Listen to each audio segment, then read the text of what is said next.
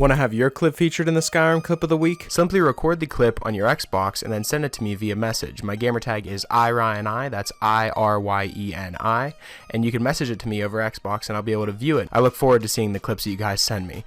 Now moving on to the video.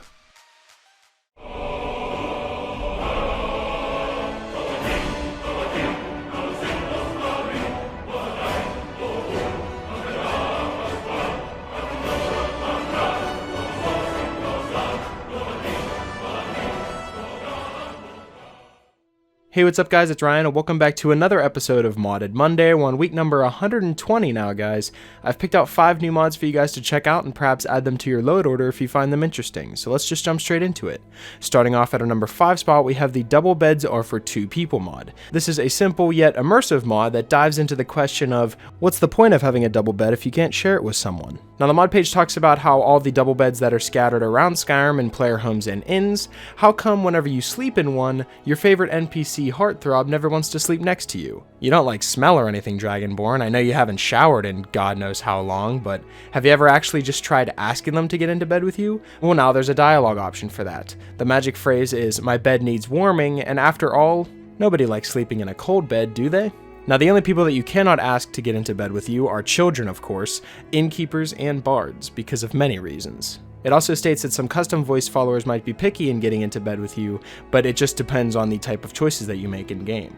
And as for Serena, well, you might be able to ask her, but you might get more than you bargained for. Did you know that she can read your mind? It also states that if you are inside of an inn and a bard is performing, bystanders who are watching the performance will temporarily not be available, because they'll have to wait for the performance to end because the bards are just that good. Now not only will you get a bonus whenever sleeping next to your partner will as well. Now to make your bed warmer feel really happy, just wait until the message appears at the top left corner of your screen saying that your partner is ready for you. And after doing this 3 times, your bed warmer will get the idea and may start sleeping in your bed without even being asked. Now this mod is definitely for people who want more immersion in their game, so the double beds are actually used, and also for people that are more family oriented whenever they play Skyrim. Say you're doing Hearthfire or something like that and you're more family oriented than actually going out and questing or doing anything. So this mod is definitely for you, and I don't really cover mods that are like this too often, so that's definitely why this mod comes in at our number 5 spot. So I'd recommend downloading the Double Beds Are for 2 People mod.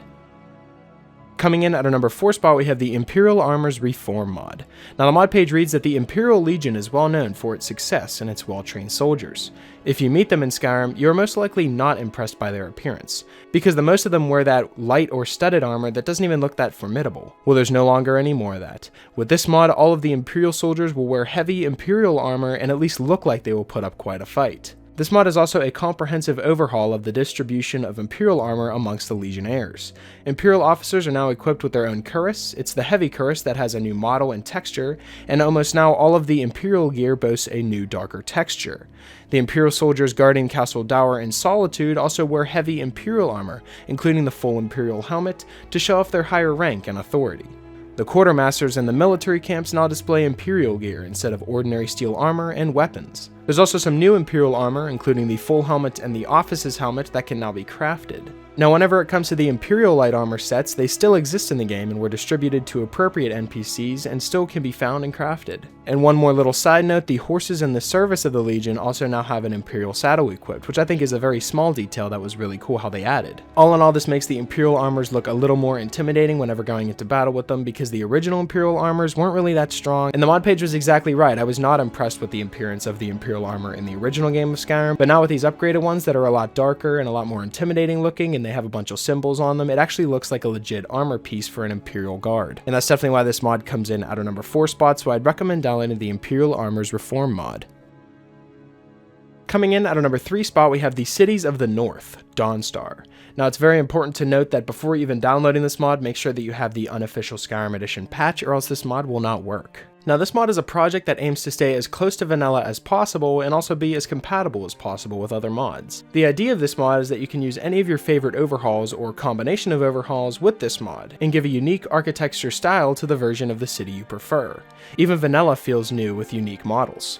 Now there's been so much that has been added to the interiors of these buildings that they have been rebuilt to fit new layouts. And as a whole, this project hopes to bring you a little something that was missing inside of your cities. Now the content that is actually included with this mod itself is new unique models for every building in Dawnstar, new interiors themselves, they're completely nav meshed, the LODs have been completely generated for the area, and the smoke coming out of the houses in Wind Peak Inn have a chimney now, and the Jarl's building music has been changed to match the major cities ones. There's also a bunch of patches that go along with this mod, such as the Live Another Life or Alternate Start mod, and other city overhauls as well.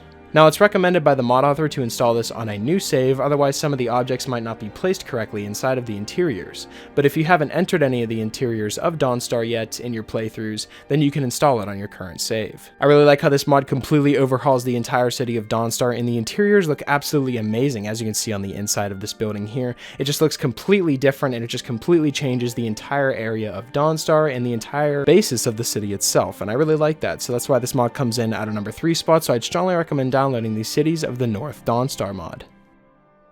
Coming in at our number 2 spot, we have the Unplayable Faction Armors mod. Now this mod adds new sets of armor, weapons, and shields to the minor unplayable factions. Every single item added by this mod can also be crafted and upgraded, in addition to acting as replacers. These armors and weapons are suitable for males and females, including all races and beast races. And you also must unlock the advanced armor perk in order to craft every item provided. Now the faction armors that have been replaced and added with this mod include the Vigilant of Stendar armors, which is the light, medium, knight, and paladin sets. There's also weapons such as maces and warhammers, and then the shields, there's 2 heavy ones. When it comes to the silver hand armors, there's light, medium, and heavy, with the weapons of the crossbow, the sword, and the greatsword, and then the shields have 1 heavy shield included with it. Now moving on to the Iron Hand faction, we have the armor, which is a heavy set, and the weapons included are a new greatsword. The faction of the Bloodhorker Pirates has armor such as light, medium, and heavy, with the weapons of the sword, axe, battle axe, and then a heavy shield. There's also new Alakir armor, such as the Alakir of Hammerfell. The armors include the light, heavy, noble, and Halden sets, and the weapons are a scimitar, a dagger, and the shields include 2 new heavy shields. Last but not least, we have the faction of the Black Blood Martyrs, who have the light armor set and a light shield. Now, crafting recipes have been added for all of these items that are included with the mod, done mainly for the convenience, just in case you didn't want to spend forever searching all over Skyrim for these armors, weapons, and shields, and you can craft them at any forge or anvil and temper at any workbench.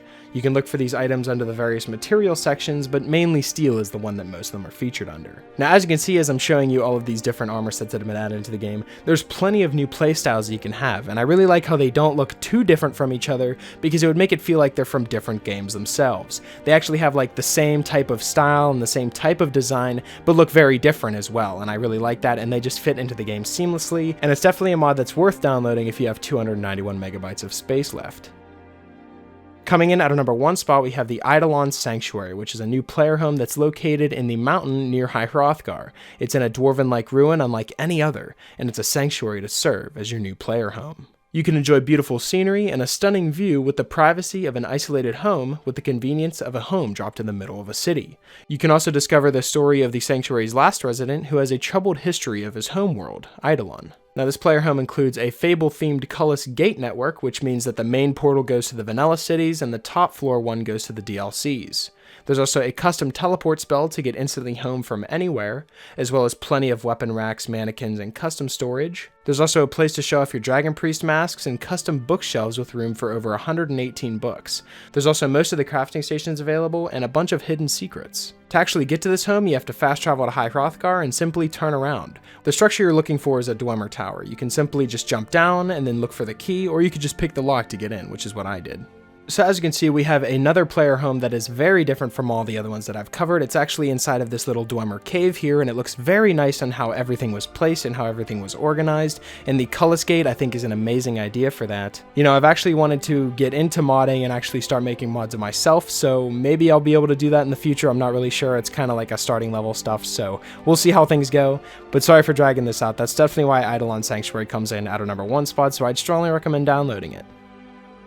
So that's pretty much it for this week's episode of the top 5 Skyrim mods of the week. Hopefully you guys did enjoy, and if you did, I'd appreciate it if you left a like and subscribe if you're new. It really helps me out a lot. And if you have any suggestions for mods you'd like me to cover in future top 5 mod episodes, be sure to let me know in the comment section below, or you can follow me on Twitter. I'll be sure to leave my Twitter in the description, and you guys can follow me on there and leave me suggestions to there as well. Special shout out to my Patreon supporter. Thank you so much for everything that you've done. And yeah, that's pretty much it. Hopefully you guys did enjoy, and I will talk to you guys later.